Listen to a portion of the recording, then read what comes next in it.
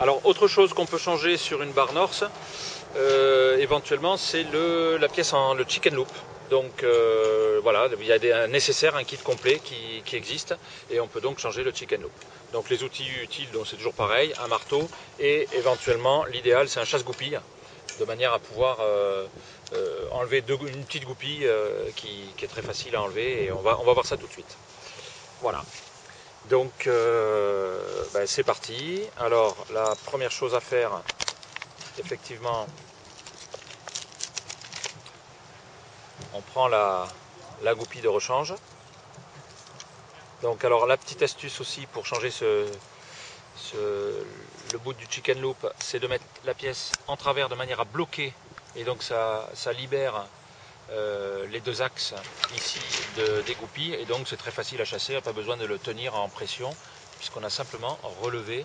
Alors il y a des tout petits points ici qu'on remarque, c'est de ce côté là qu'il faut chasser l'axe donc.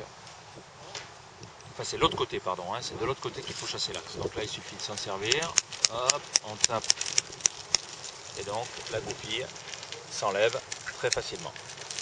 Voilà. Donc après, hop, ça vient et donc on peut changer cette pièce sans problème.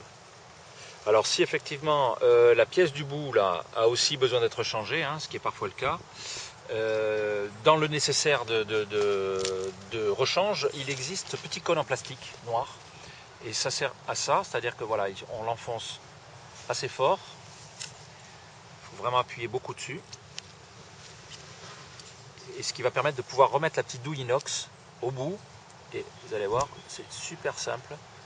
Voilà, là on arrive à remettre la petite douille inox grâce à cette pièce en plastique, ce petit cône pointu là. C'est ce petit truc tout simple là. Voilà. Donc là, le remontage est ultra simple, hein. Il suffit simplement de remettre la pièce en place, de faire attention à être dans l'axe du trou avec la lumière du jour, on le voit bien. Alors il faut faire attention, il y a une partie qui est avec un petit molletage dessus ici, il ne faut pas se tromper, hein. Il faut le mettre, donc côté point, c'est le côté molletage. Et donc il suffit simplement de le mettre dans ce sens là et de retaper et c'est tout bon. Voilà, la pièce du chicken loop a été changée et voilà, nickel. Également important, il y a des crantages là, hein, qui font que le chicken loop il tient vraiment en place dans sa position partout où on le met et surtout bien dans le harnais. Alors si par hasard ici il y a du jeu, ça peut arriver, c'est tout simplement que ça s'est dévissé.